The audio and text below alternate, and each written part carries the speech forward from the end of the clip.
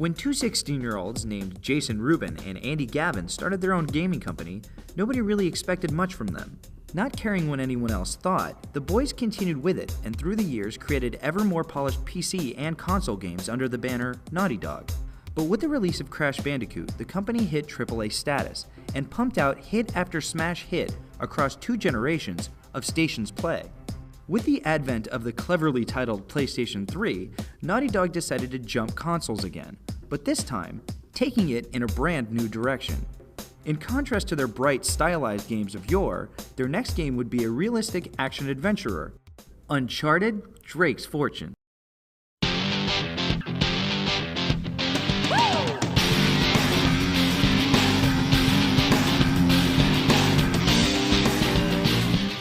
After a year of silence since 2005's Jack X Team Racing, Naughty Dog unveiled Uncharted: Drake's Fortune at E3 2006.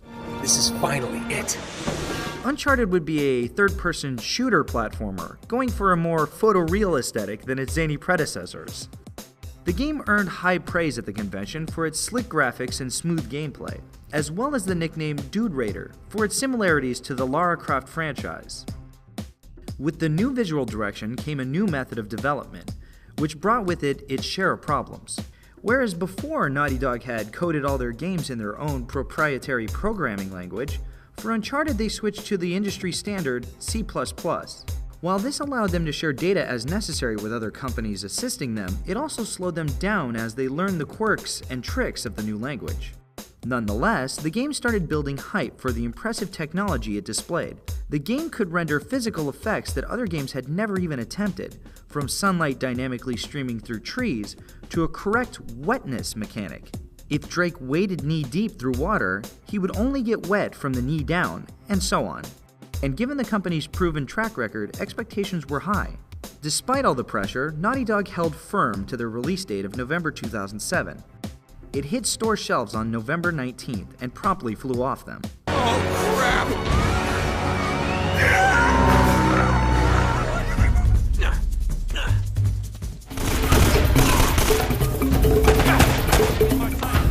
The game was lauded for its high production values, including detailed cinematic cutscenes and top-notch voice acting wrapped around a well-written Pulp Fiction script. Why don't I just wait here and you can, swing around and come back and pick me up? Okay, what are you up to? For a platformer, the game had a heavy emphasis on combat, including a cover-based system normally reserved for straight shooters. In stark contrast to certain other third-person shooters, Naughty Dog intentionally went for a vibrant, polychromatic color palette. The end result was a fantastic-looking game, considered by many to be one of the very best-looking games on the market, if not the very best. Combined with its adventurous story and archetypal yet well-defined characters, the game quickly found a following. While the game did have its problems, including a short 8-hour campaign and some pop-ins and graphical errors, they didn't prevent Uncharted from becoming the PS3's bright spot of 2007. It remains one of the PS3's flagship titles, something Sony desperately needed after the defection of so many other once exclusives. All the good press made for a huge success, and as with any successful Pulp serial, a second episode wasn't far behind. Indeed, in December 2008, Game Informer revealed Uncharted 2: Among Thieves to the world. Expanding on the original, the game utilizes an incredible 90 to 100% of the PS3's cell processor and fills the entire 25 gigabytes of a Blu-ray disc, making it one of the first games to fully use the PS3's technological advantages over its competitors. The game features a wider array of locales to explore and blow up, making for a slightly longer single-player experience of about 10 hours. But even though a second helping of Uncharted would undoubtedly make for another hit game, Naughty Dog wanted more. This time around, Naughty Dog included multiplayer, both co-op and competitive. Competitive allows players to have a shootout with up to 10 players in a variety of different modes. While this is a standard multiplayer setup, for co-op, Naughty Dog took the innovative approach of designing an entirely new campaign just for it. So instead of playing through the exact same levels with 2 players instead of 1, a group of players can collectively enjoy an entirely new adventure. On top of this, Naughty Dog wanted to promote user-generated content for their sequel. And so they reached out to Machinima.com to ask what they could do to make their game the most filmmaker-friendly game possible. The result was an entire suite of filmmaking tools, including in-depth camera controls, a motion capture space, and even a green screen. Combined with its new multiplayer modes, and of course the franchise's popularity, and the results should be astounding. Keep watching Machinima for more of that.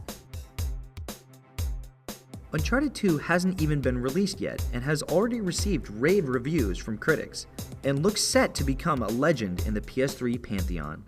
If the game can expand on the franchise's user base the same way the game itself expanded on the original, expect Uncharted 3 to be swinging its way over soon.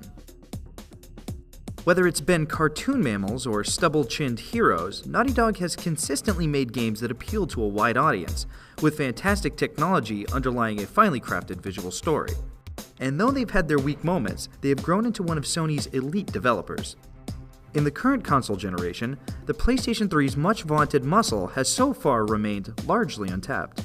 But with Uncharted 2 already pushing the boundaries of what can even be fit onto a disc, if there's anybody out there who will push a powerhouse console all the way, expect it to be Naughty Dog.